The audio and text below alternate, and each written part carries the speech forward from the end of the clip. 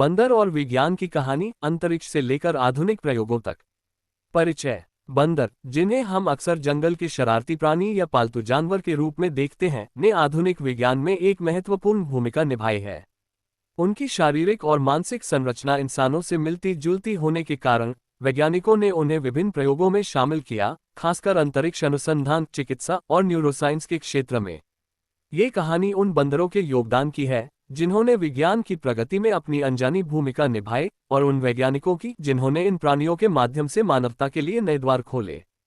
प्रारंभिक वैज्ञानिक प्रयोगों में बंदर। विज्ञान के इतिहास में बंदरों का उपयोग 20वीं शताब्दी के मध्य से शुरू हुआ। बंदरों की शारीरिक बनावट, विशेष रूप से रीसस मकाक और चिंपैंजी, इंसानों से इतनी समान थी कि वे वैज्ञानिक प्रयोगों के लिए आदर्श माने गए। उनकी बुद्धिमत्ता, सामाजिक व्यवहार और शारीरिक संरचना ने उन्हें चिकित्सा और अंतरिक्ष अनुसंधान में महत्वपूर्ण बनाया।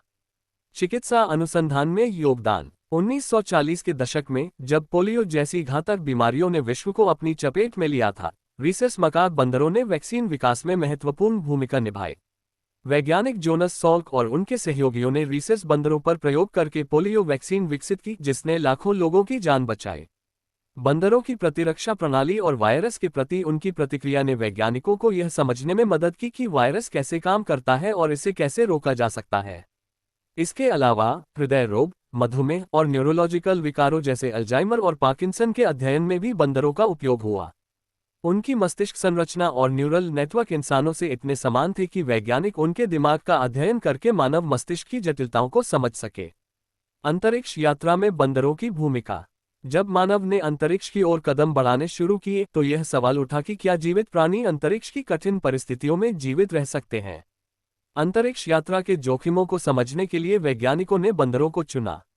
उनकी शारीरिक संरचना और चयापचय प्रक्रिया इंसानों से मिलती जुलती थी, जिसके कारण वे अंतरिक्ष यात्रा के लिए उपयुक्त उम्मीदवार बने। मिस बेकर और सैम, अंतरिक्ष के पहले यात्री। 1940 और 1950 के दशक में अमेरिका और सोवियत संघ ने अंतरिक्ष अनुसंधान में तेजी लाई। अमेरिका ने अपने पहले अंतरिक्ष मिशनों में बंदरों का उपयोग किया। 1948 में एक रीसस मकाक बंदर, जिसका नाम एल्बर्ट था, को V2 रॉकेट में अंतरिक्ष की सैर पर भेजा गया। हालांकि यह मिशन असफल रहा और एल्बर्ट की मृत्यु हो गई, लेकिन इस असफलता ने वैज्ञानिकों को बहुत कुछ सिखाया। 1959 में मिस बेकर और सैम नाम के दो बंदरों ने इतिहास रचा।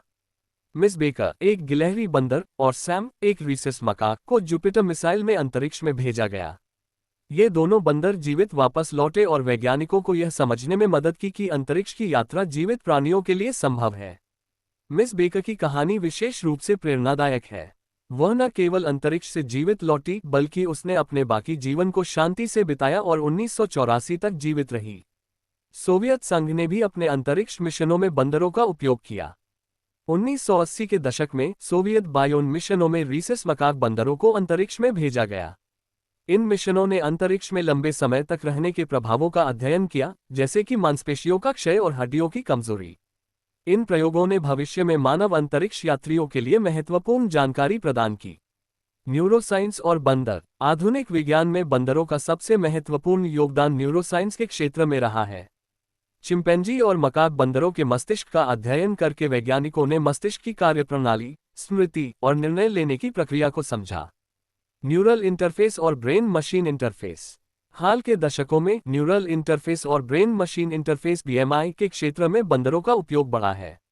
उदाहरण के लिए 2000 के दशक में वैज्ञानिकों ने मकाक बंदरों के मस्तिष्क में इलेक्ट्रोड्स लगाकर उनके न्यूरल सिग्नल्स को रिकॉर्ड किया। इन प्रयोगों में बंदरों को एक रोबोटिक भुजा को नियंत्रित करने के लिए प्रशिक्षित किया गया, जो केवल उनके मस्तिष्क के संकेतों से काम करती थी। ये तकनीक अब उन लोगों के लिए वरदान साबित हो रही है जो पक्षाघात या गंभीर न्यूरोलॉजिकल समस्याओं से पीड़ित हैं। नैतिकता का सवाल। बंदरों के वैज्ञानिक प्रयोगों में उपयोग ने नैतिकता के सवाल भी उठाए हैं। कई पशु अधिकार संगठनों का मानना है कि बंदरों पर प्रयोग करना क्रूरता है, क्योंकि ये प्राणी संवेदनशील और बुद्धिमान हैं।